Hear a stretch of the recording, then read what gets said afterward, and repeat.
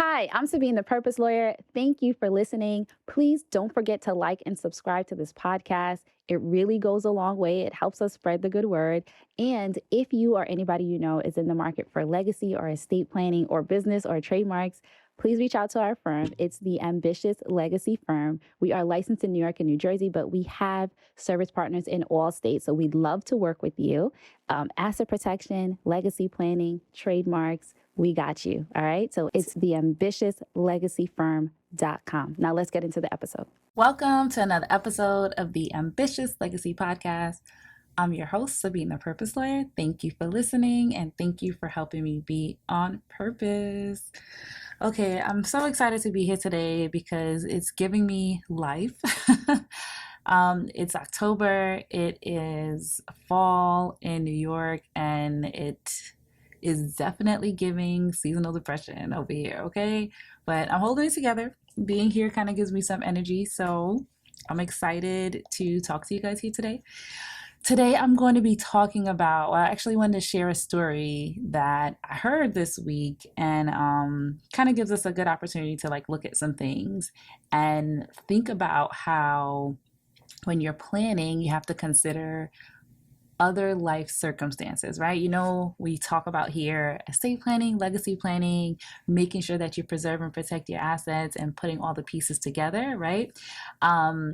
But we also need to consider how life changes, right? So estate planning, legacy planning, it's really something that evolves with you over time. And sometimes life doesn't give us as many days as we want. So we have to consider what the scenarios might be once we're no longer here, right? And it's usually something hard to think about, to consider, but it does help you in ensuring that you're protecting and preserving your legacy, right? That's what we're here. That's what we're all about over here. So the story that I heard, right, here's the tea. So the person who was privy to this information shared with me that there's a couple who married as a second marriage. And their children, one, let's just say the wife has 3 children and the husband has 2 children. So they marry and now they're a Brady Bunch, right? There's 5 in the family. So they do the right thing. They decide that they're going to put a plan in place because they want to protect their children. They want to preserve their legacy. They want to make sure that their respective children are not left out of whatever they've acquired during their lifetime. Wonderful. So they decide to do what's called mirror wills or joint wills. These are where, a husband and a wife come together and they say, I have these assets, you have these assets. We have separate kids. So we want, and it doesn't always have to be separate kids, but that's the scenario. So we want to make sure that what we have goes to our respective children after our spouse dies. Because you don't want to give away the house once you die and now the spouse has to leave the house because you gave it to your kids or whatever the case is. So you might want to have the spouse continue to own and hold some assets while you are gone, maybe, right? Depending on the scenario. So in this scenario, they said, I want everything to go to the other spouse. And when the other spouse passes away, then the assets would be split amongst our children, equally or whatever. Maybe specific property, like this real estate goes to my kids and this account goes to their kids or whatever the case is, right? You decide. So these type of things are common. Couples do because they're doing planning and they think, oh, let's do a will. But the reason why I tell you guys sometimes wills don't work for everybody, or it may not cover every situation depending on what it is because of this next part of the story. Okay? So what happens is the husband passes away unexpectedly and leaves the assets, according to the will, all goes to his wife. All right, cool. Now, 10 years pass, 20 years pass. It's been a long time since the husband is dead. Wife decides now that she wants to change the plan. She wants to flip the script. So she wants to make changes to her will because it's been such a long time, doesn't really communicate her relationship with these kids from this marriage that unfortunately ended early. And now she's like, I'm going to leave all these assets to my kids, right? And just makes a change and does just that.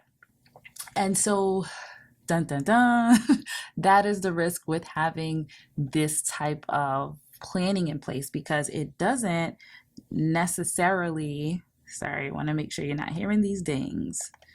It doesn't necessarily do exactly what you wanted to do, right? Like this was an agreement that they came up with and put these two wills together, and now the other person's sort of changing it. So naturally, the children of the husband are like, what? You can't do that. That's not fair. We've been waiting all this time for our inheritance, right? So you don't, people may not be thinking about what happens 10, 20, 30 years later if the other spouse is fairly young, or if things happen, life happens, or if life be life in like it does, and people die before their time or earlier, what happens in this gap? Like, it's not uncommon for a person to move on and then marry, especially if it's a long period of time, if they live way longer than the other spouse. If it's like 5 years, if they're old and one passed away and then 5 years later the other one, then this might be a suitable planning. But then you have other issues, like when someone's old, they're impressionable and people can make them change their mind when they don't intend to change their mind, stuff like that. There's all these different types of risks. But really, the whole point is that what they needed was something that was irrevocable, something that was not changeable, right? Because you want to make sure that the agreements that you have in place, that they stay in place. So there are tons of cases that arise in various courts across the country based upon these type of scenarios, because the person who is being disinherited now, based upon this new planning, is going to be like, no, I don't think so. Like, we really need to go back to that old plan because that's what was agreed to. And so these things get brought into court, and the courts have to deal with the evidence that they have at hand. Because if they don't have any evidence that this was an agreement, like this was a contractual binding agreement, then they may not be able to use or do anything to really help. You know what I mean? So they have to go with what they have, especially with wills, because wills can be destroyed. They can be, burned to whatever if someone doesn't like what it says. And usually you need to submit an original will to courts in order for them to follow the will to the T. Now, if you have copies, they might take that into consideration. However, typically you need the original will. So what some of the courts have said about this type of thing, where they will consider enforcing the original will circumstance, is one, the will needs to be in writing in a certain way. So one, it has to be valid by each state has their different requirements for the will to be valid, and so it needs to be in writing in a certain way. It needs to state that it is a binding contract, essentially, maybe not in those words, but it has to really imply at least. And then it needs to be irrevocable, which is very difficult to do with a will, to have that be irrevocable. But it also needs to reflect the intent of the person who is now changing their mind, that they intended this to be binding, right? They intended to abide by this for the rest of their lives. So these are a lot of hard things that have to be proven. And especially when you're not the one who initially was privy to all the information, you may not have all the facts to sort of try to enforce this old will or these old documents, right? It puts families in a really difficult situation. So what would have been a better thing to do is to have a trust put in place that gives you this type of flexibility and gives you the type of control that you want to have over your assets. So for instance, had this couple done a trust, they could have used some features that trusts have, right? When you're planning for married couples, where on the death of the first spouse, the trust splits into two trusts, right?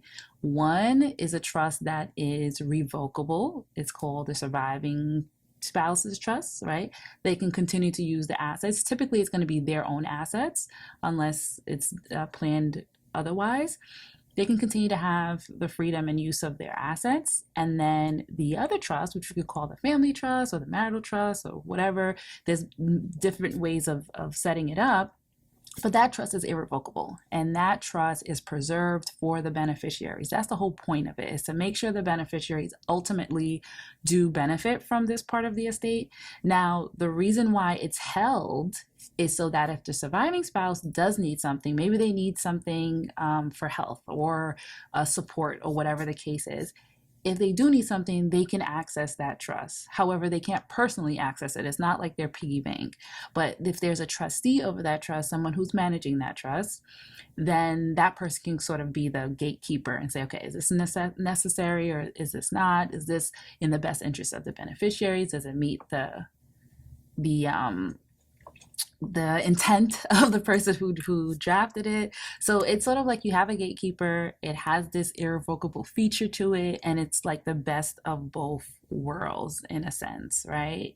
It gives really the creator what they were looking for when they were drafting it, and it also accounts for life circumstances, right? If someone wants to get remarried, wants to move on, you don't want the new spouse being like, hey, you have access to all this trust money, let's, let's have a good time or let's live a good life. It really makes sure that that is separate, that is done, that planning is in place, and we can just move on really from there. And so there was something that I was going to say about this. Oh, I was saying that you should also consider, right, if you're in this scenario or you know someone in this scenario where they have like children from, outside the relationship, where this is a second marriage or that type of situation, you should think about giving those children a distribution or some portion of the estate when the first spouse dies or when their parent passes away.